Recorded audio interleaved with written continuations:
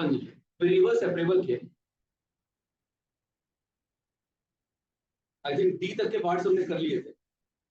सी तक किया था, डी तक किया, डी तक के पार्ट्स हमने कर लिए थे। ये वाला होमवर्क दे रहा हूँ, आप लिखो सीधा जी वाला पार्ट। क्वेश्चन है d Y by D x plus y equal to 1 और लिखा हुआ वाई नॉट इक्वल टू 1। इसे मार्क कर लेना, वेरी वेरी इंपॉर्टेंट।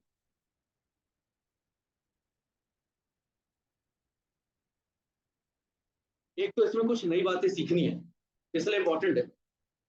और आंसर अगर कभी प्रूव करने के लिए आ जाए, मैच करवाने के लिए आ जाए, तो आंसर मैच करवाना भी जरूरी होगा, कि उसके लिए भी इंपॉर्टेंट। स्टार्ट करते हैं। पहला आप ये बताओ, कोई भी क्वेश्चन है, चाहे किसी भी टाइप का क्वेश्चन हो, पहले हमें निकालना क्या है? पहले हमें डिफरेंशियल इक्वेशन में D Y by D X value वैल्यू निकालनी है। और D Y by D X आ जाएगा 1 माइनस वाई, ब्रैकेट लगा रहा हूँ क्योंकि ब्रैकेट इसलिए ताकि डी एक्स जब मल्टीप्लाई हो तो कंफ्यूजन ना हो। अब सॉल्व करने के लिए डी वाई वाले पार्ट को डी एक्स वाले पार्ट को क्या करना था? अलग अलग करना है। लो अलग अलग कर दिया।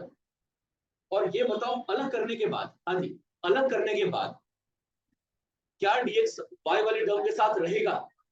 तो आप y वाले टर्म को वापस से शिफ्ट कर दोगे, इसके मतलब यहां शिफ्ट कर दोगे y वाले के साथ, और यहां बचेगा dx। क्लियर? यहां पर जब अलग अलग हो जाए तो क्या इंटीग्रेट किया जा सकता है? लिखो integrating both sides, integrating both sides.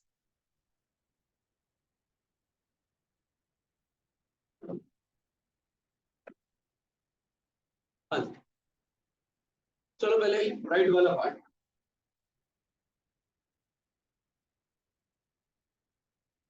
अंदर अगर 1 है तो 1 को सॉल्व करने पर x आएगा, और साथ में कांस्टेंट।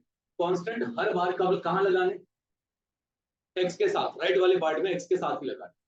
अब आते लेफ्ट वाले पर, ये लीनियर है कि नहीं?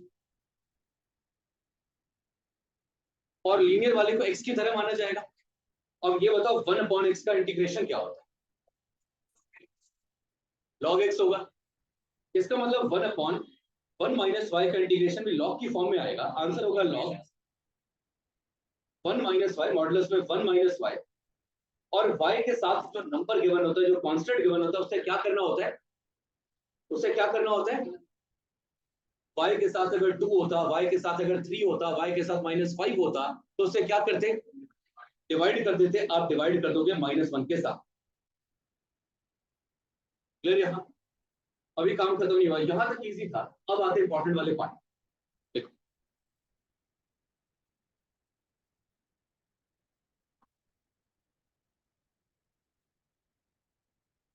माइनस को हटाने के लिए इसकी पावर में ले जाओ, 1 minus 5 raise to the power -1, और यहां पर x प्लस।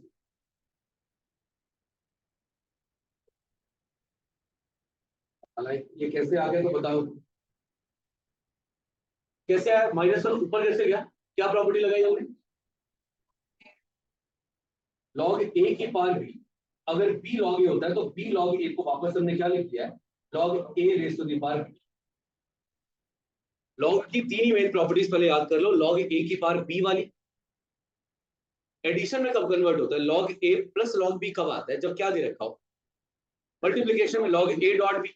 और माइनस कब आएगा? log a minus log b कब होगा? जब log a बाई b होगा।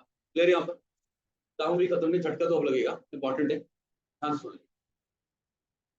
किसी को पता पहले तो वो बता दो, लॉग को हटाने का तरीका क्या हो?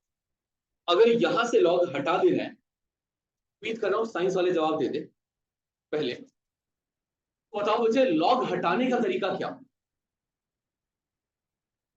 दोनों तरफ लॉग, लॉग से मल्टीप्लाई। एक मिनट एक मिनट एक मिनट, लॉग में वैल्यू दे रखी है, लॉग हटा करके क्या करे कि सामने वाला रिजल्ट अभी भी सेम आए?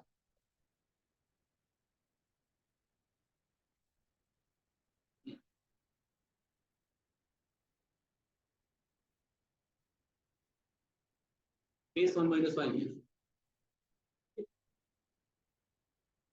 अच्छा चलो मान लिया, हाँ अगर वैसे करो कि 2 का क्यूब 8 के बराबर है, और log 2 का क्यूब है, तो हाँ 2 बेस हो गया। फिर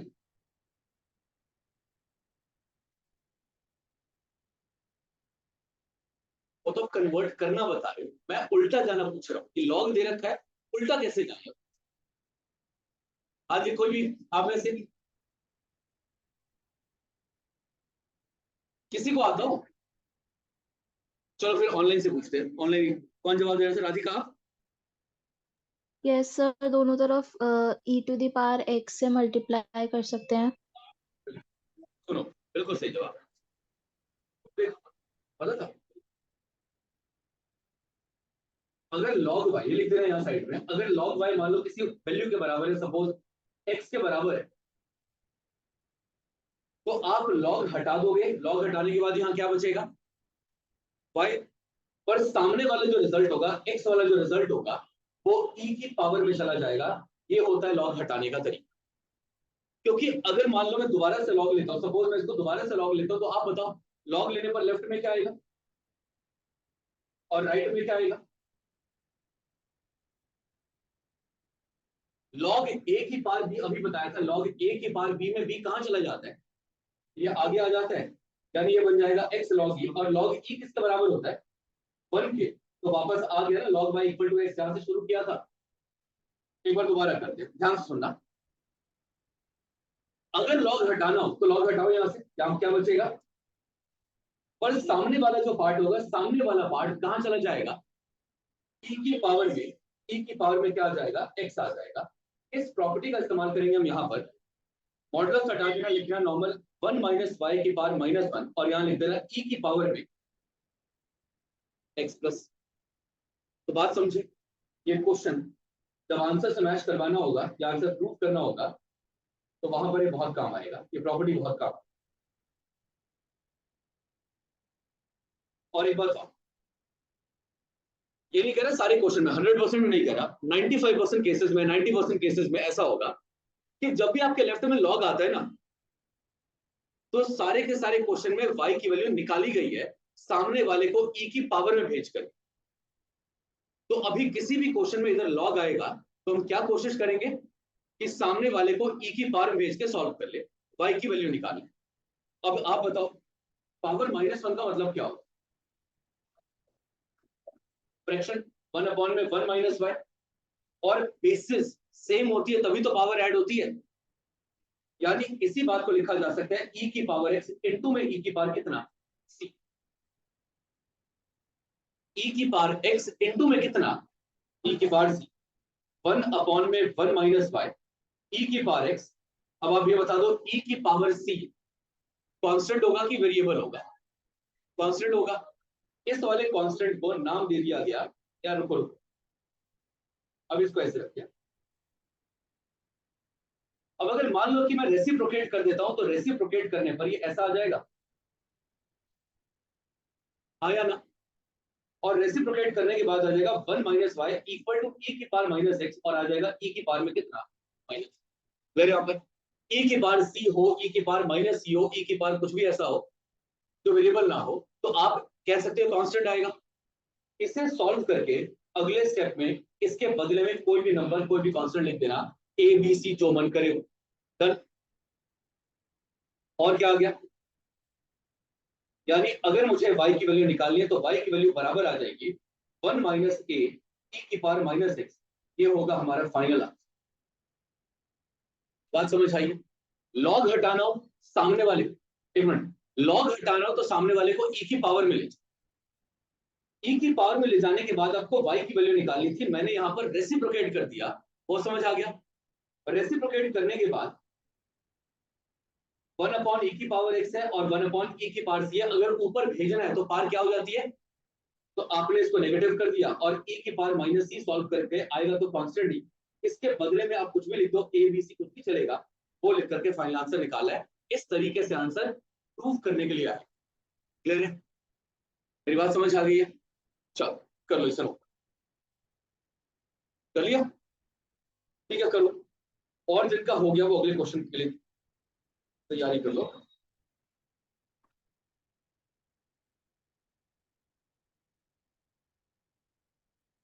ये क्वेश्चन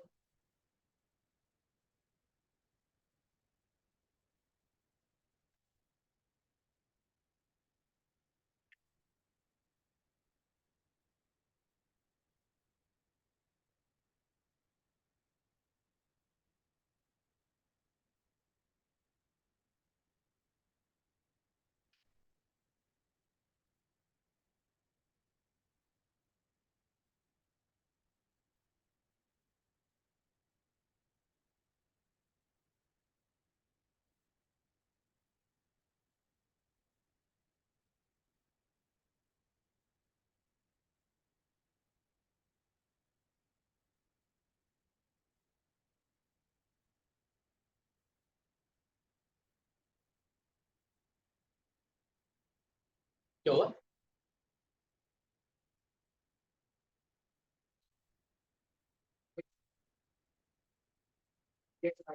बिल्कुल सही। हमारा काम है इसे अलग अलग करना। पहले बताओ पावर ऐड कब होती है? जब बेसिस मल्टीप्लिकेशन में गिवन है तो आप इसे पहले ब्रेक करके लिखना, e की पावर x इंटू में e की पावर y। अक्षुता यहाँ तक क्लियर है? e की पावर x इंटू में e की पावर y, यहाँ तक क्लियर है? पक्का? चलो अब आगे। अब इसके बाद आपको अलग अलग कराना है y को x के साथ। करो आप करो।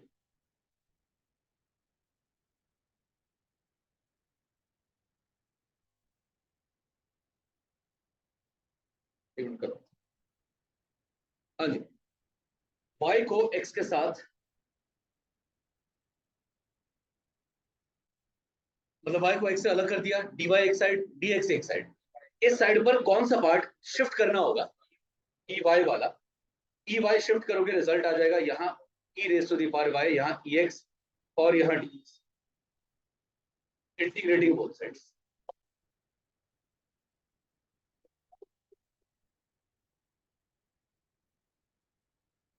चलो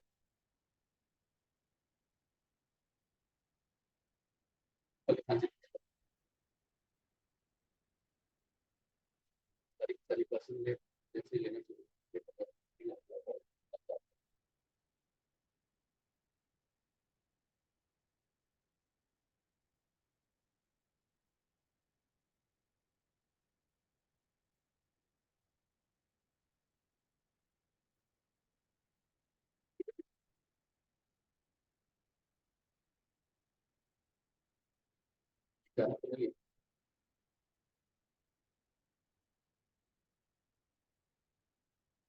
कैसे बताओ?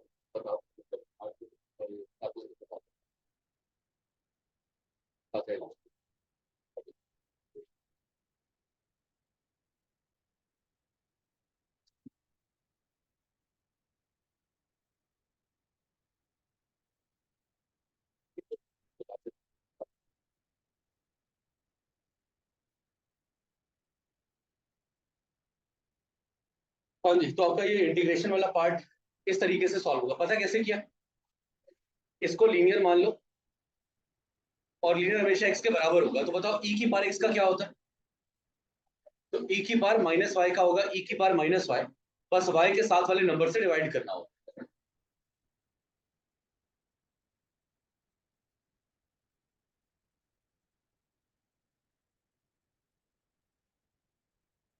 ये होगा फाइनल आंसर। ये वाला पार्ट यहाँ ले आओ और इस वाले पार्ट को वहां शिफ्ट कर दो। जब शिफ्ट करोगे तो माइनस ही आएगा, पर कांस्टेंट पॉजिटिव हो या नेगेटिव हो, कांस्टेंट तो कांस्टेंट ही होगा। इसलिए आप माइनस सी के बदले में क्या लिखोगे? सी लिख देते। चलो आगे। अब आ जाओ सीधा एम वाले पार्ट पर। एक मिनट,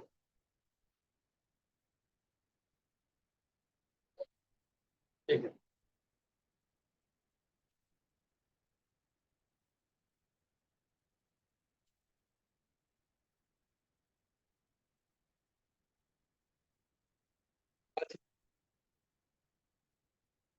हाँ बोलो क्या करते? पांच बॉटल देना पीछे से।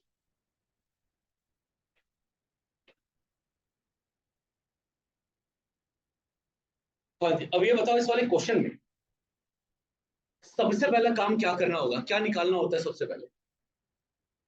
पहले dy बाई डी एक्स। तो आप dy बाई डी एक्स निकालने के लिए पहले dx वाली टर्म को शिफ्ट कर देना राइट में, और राइट में शिफ्ट होने के बाद ये यहां जाएगा।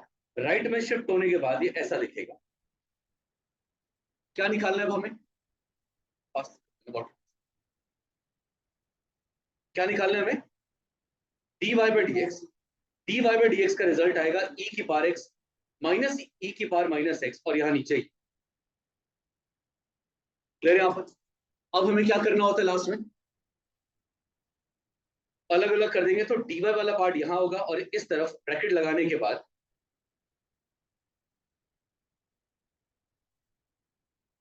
यहां आ जाएगा dx। कोई y वाली टर्म आ रही है राइट में? कुछ शिफ्ट नहीं होगा। हाँ जी, कुछ भी शिफ्ट नहीं होगा।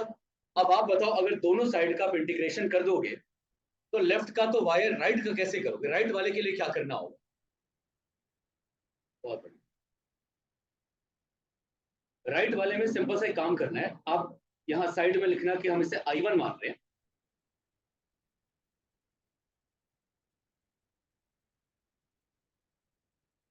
सब्स्टिट्यूशन लगा रहे हैं यहाँ पर। अगर डिनोमिनेटर को t मान लिया जाए तो डिनोमिनेटर को t मानने से न्यूमरेटर वाला पार्ट एलिमिनेट हो जाएगा। ex का ex होगा, e की पावर माइनस एक्स का e की पावर माइनस एक्स होगा, साथ में -1 और यहाँ आ जाएगा dt बाई dx। सॉल्व करने पर रिजल्ट आएगा e की पावर x माइनस e की पावर माइनस एक्स, साथ में dx equal to dt।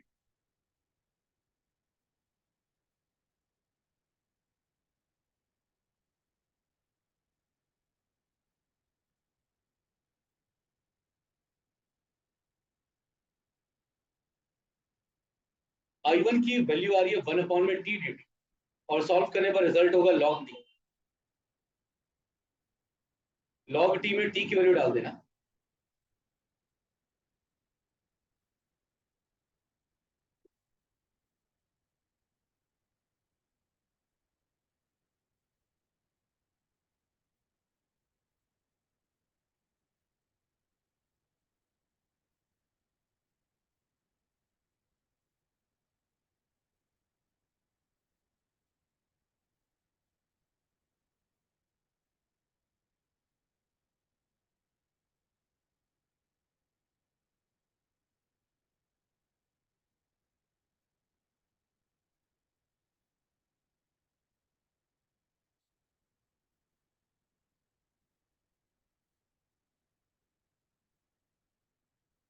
Clear है सबको?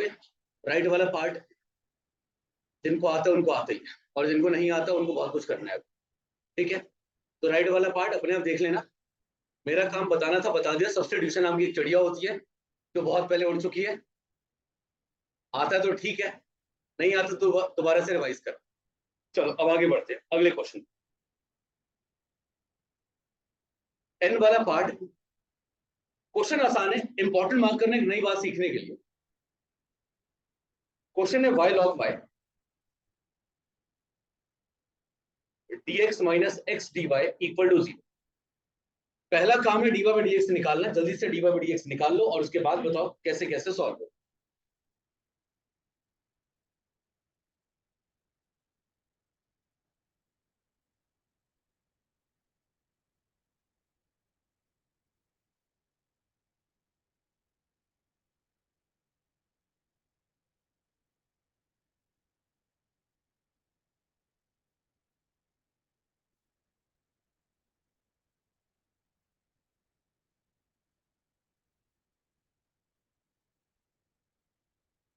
एक्स dy के साथ dx के साथ में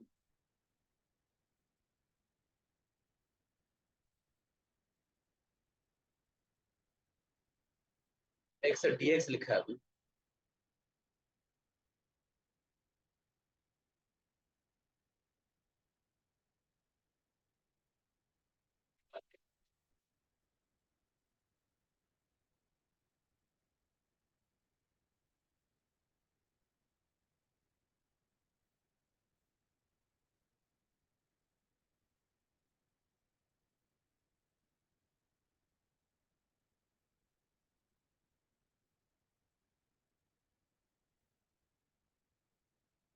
dy बाई dx आ गया y log y अपॉन में x। कर लिया इतना।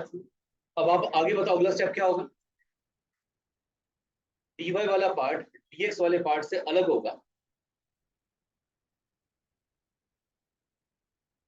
और dy के डिनोमिनेटर में बताओ क्या शिफ्ट कर दिया जाएगा। y log y।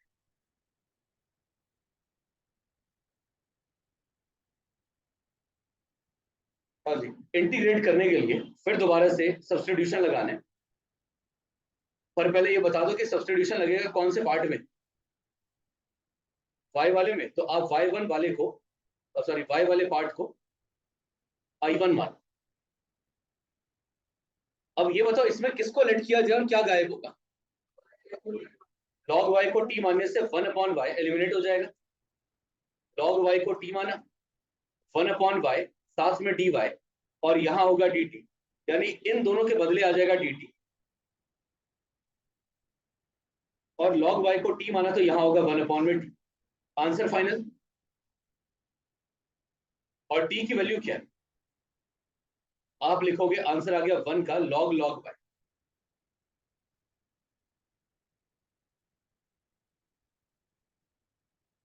इसको कर लिया फर्स्ट मार्क। यहां लिख देना using value of i1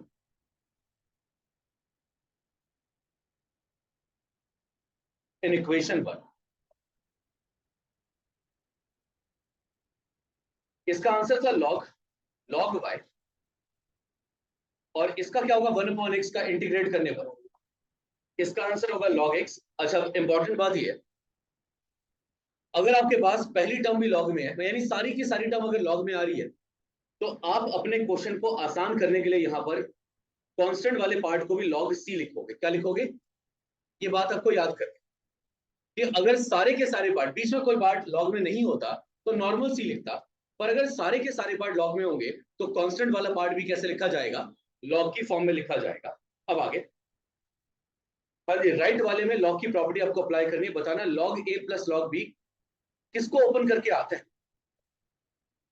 log ab को। तो अब यहां बता देना कि प्रॉपर्टी जो यूज किया वो है log a plus log b बराबर होगा log ab।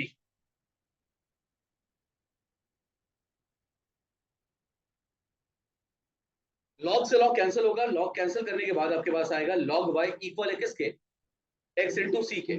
और अभी डिस्कस किया कि log में क्वेश्चन है तो हटा सकते हैं log को हम। log हटाने पर बताओ, यहां तो log हट जाएगा, सामने क्या होगा? ये वाली वैल्यू e की पावर में चली जाएगी, आपके पास रिजल्ट आएगा e raise to the power कितना? x into c. फिर यहां, और यहां कोई प्रॉपर्टी काम नहीं कर सकती, जैसा आ रहा है उसी फॉर्म में छोड़ देना, कोई प्रॉपर्टी नहीं यहां पर। तो आप यही फाइनल आंसर लिख। चलो अगले बार।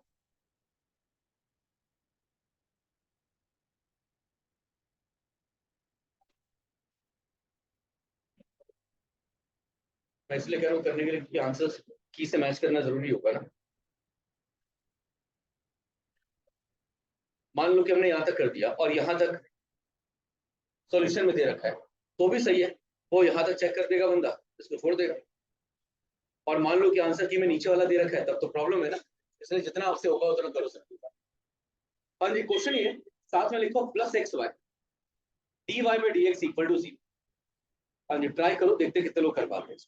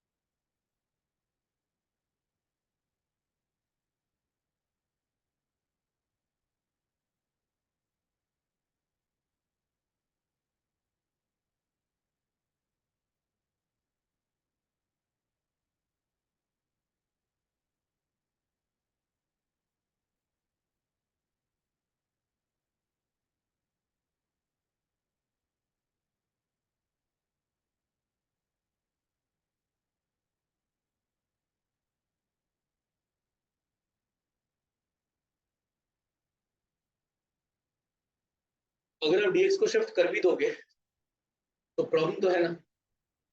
इसे सिंप्लीफाई करने का तरीका सोचो। क्या करना?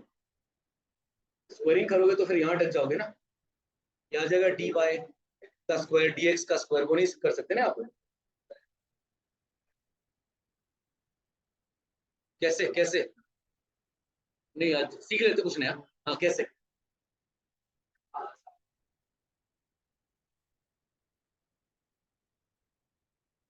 रैशनलाइज करने से टर्म्स बढ़ जाएंगी ना, कम थोड़ी होंगी।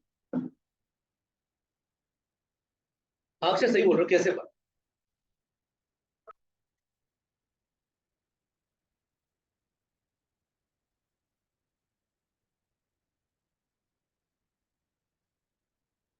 कोई भी। पर इसको रैशनलाइज करके कर सकते हैं। नहीं राधिका, रैशनलाइज करने से ना टर्म ज्यादा हो जाएगी, बढ़ जाएंगी और वो सिंप्लीफाई भी नहीं होगा, तो वो रहने देना।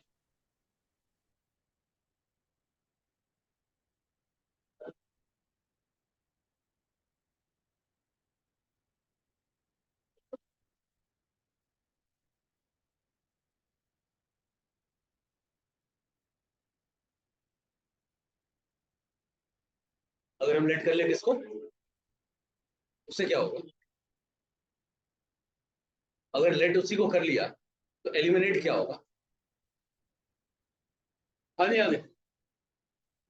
ये बात पता नहीं कितनी बार मैंने आपको समझाई है, शायद पार्शियल के अंदर भी हमने डिस्कस किया था कि अगर आपके पास 4 टर्म्स हो ना, तो आप पहले फैक्टर बना के चेक कर लिया करो। पता ना पहली 2 टर्म से कॉमन क्या है, पहली 2 टर्म से कॉमन क्या आएगा, तो 1 कॉमन लेकर के ब्रैकेट में लिख दिया 1 + x², और अगली 2 से कॉमन क्या है? अगर y² कॉमन लेंगे तो आपके पास ब्रैकेट में बचेगा 1 + x²। अब दोबारा से कॉमन लेना, बताओ दोबारा से कॉमन क्या आएगा? 1 + x² इसके पास भी है, 1 + x² इसके पास भी है, तो बताओ कॉमन क्या लोगे? 1 + x² कॉमन लेंगे तो पहले वाले के पास 1 बचेगा और अगले वाले के पास y² बचेगा। हाँ जी। अब बताओ अब क्या करें?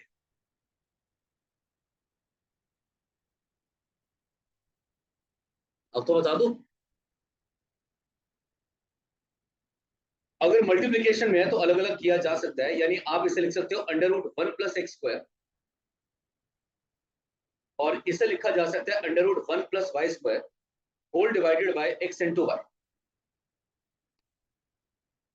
यहां पर अगर बीच में प्लस का साइन होता, बीच में माइनस का साइन होता, तो अलग नहीं कर सकता था, पर मल्टीप्लिकेशन डिवीजन में अलग अलग किया जा सकता। अंडर रूट में मल्टीप्लिकेशन में, अंडर रूट के डिवीजन में अलग अलग किया जा सकता है। अब तो बता दो, अब dy/dx निकाल के बैठे हो, अब क्या करें? y और x की टर्म्स अलग हो गई तो उनको डिफरेंशिएट इंटीग्रेट कर सकते हैं। बिल्कुल ठीक, y और x अलग अलग करने के बाद आप इसे इंटीग्रेट कर पाओगे। पहले बताओ dx जब वहां शिफ्ट होगा तो उधर से कौन कौन सी टर्म dy के पास आ जाएगी? एक तो y आ जाएगा और दूसरा क्या होगा? √1 + y² यहां शिफ्ट हो जाएगा, और यहां बचेगा -√1 + x² अपॉन में x, साथ में dx, इंटीग्रेटिंग बोथ साइड्स। फिर यहां पर अब इसको मार्क कर लो 1, और हमें दो दो वैल्यूज अब निकालनी है, काम थोड़ा लंबा होगा। पहले यहां तक पहुंचो, उसके बाद I1 I2 सॉल्व करेंगे।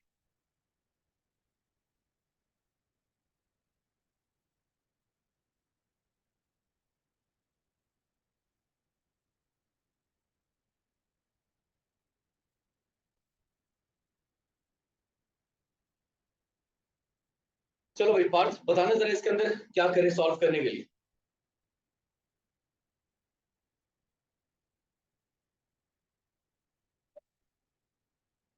कॉमन ले लो। एक मिनट, अक्षिता क्या करें यहां पर? इसको इसको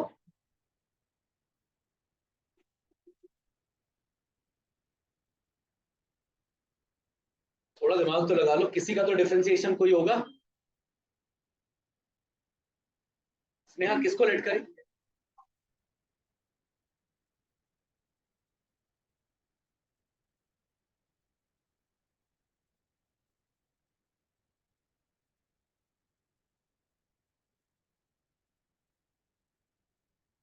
अच्छा y² को अगर t मान लिया जाए, y² को t मान लिया जाए तो y² का डिफरेंशिएशन क्या होगा? क्या हमारे पास 2 ना सही पर y तो आ रहा है ना, तो आप बताओ किसको t मानने से फायदा होगा? y² को। और y² के साथ अगर 1 को भी मान लिया जाए तो क्या कोई फर्क पड़ेगा? अच्छा अंडर रूट को t मान लिया जाए तो कोई फर्क पड़ेगा क्या?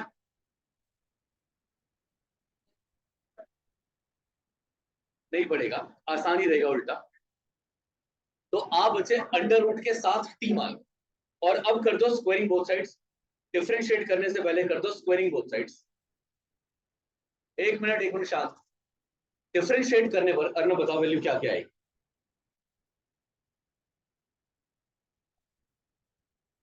पहले वाले का x हो जाएगा, सुन रहे हो?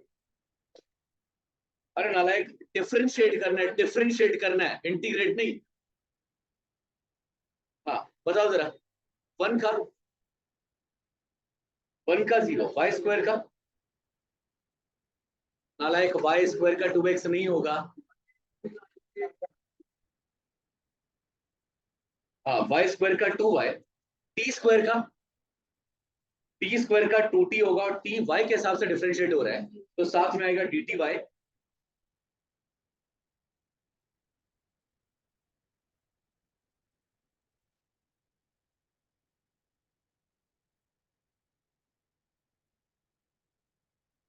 टू वाले पार्ट से कैंसिल हो गया। क्या हमारे पास न्यूमरेटर में y dy दे रखा था? क्या बोला है y dy के बदले में क्या आएगा? y dy के बदले में क्या आएगा? तो आपने न्यूमरेटर में दिया t dt, और आपने लेट किसको किया था? अंडर रूट वाले पूरी टर्म को t माना था, तो t से t कैंसिल होगा, क्या बचा? और dt यानी 1 का इंटीग्रेशन t के रिस्पेक्ट में करेंगे तो क्या आएगा? और 1 का इंटीग्रेशन t के हिसाब से करेंगे तो क्या आएगा? t आएगा, और t जो भी माना था वो प्लेस कर देना under root 1 plus y square. ये होगा आपका आंसर I1 का। ये जो ब्लैंक बैठे हैं ना नालायकों, ये हालत इसीलिए क्योंकि आपने एक बार भी खोल के नहीं देखा, पढ़ के नहीं देखा आपने। एक बार नोट्स पढ़ लिए होते ना, आज ये हालत ही नहीं होती। अगले वाला थोड़ा सा ट्रिकी है, अगले वाला ये आसान था नालायक, सब्स्टिट्यूशन का सबसे आसान क्वेश्चन था ये। अब आते हैं अगले वाले पर। अगले वाले को I2 मानो, और जरा ये बताओ कि I2 वाले पार्ट को सॉल्व करने के लिए क्या करें?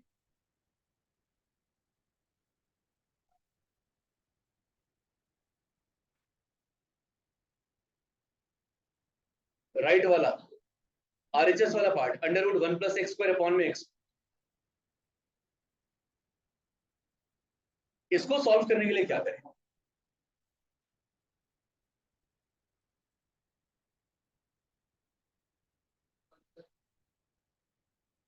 फिर रैशनलाइज करने का ऑप्शन है, पर बच्चों रैशनलाइज करने, सुनो, रैशनलाइज करना ऑप्शन है। रैशनलाइज करने के बाद आपके पास ये कुछ रिजल्ट आएगा।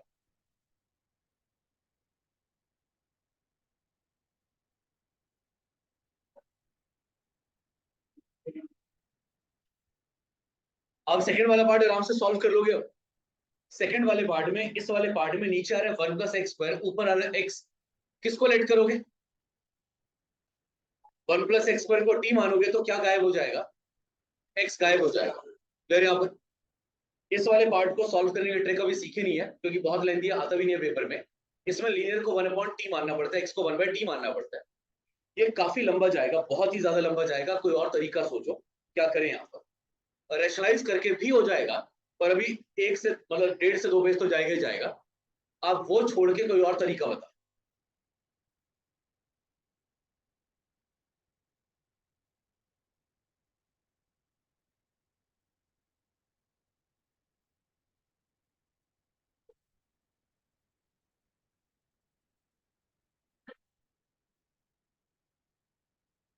तो x plus minus, plus minus करने की जगह मल्टीप्लाई डिवाइड करते हो ज्यादा बेटर। प्लस माइनस करने से ना एलिमिनेट नहीं कर पाओगे, पर मल्टीप्लाई डिवाइड करोगे तो एलिमिनेट हो जाएगा। हाँ जी सुनो, ये आपको रट्टा मार के जाना है क्योंकि हालात के हिसाब से समझ तो पाओगे नहीं, तो रट्टा मार के जाना है। एक ऑप्शन रेशनलाइज करने का अगर वो आ जाए दिमाग में तो कर देना, लंबा ही जाएगा पर कम से कम नंबर पूरे मिल जाए। ये शॉर्टकट है, आसान है। आप एक काम कर सकते हो यहाँ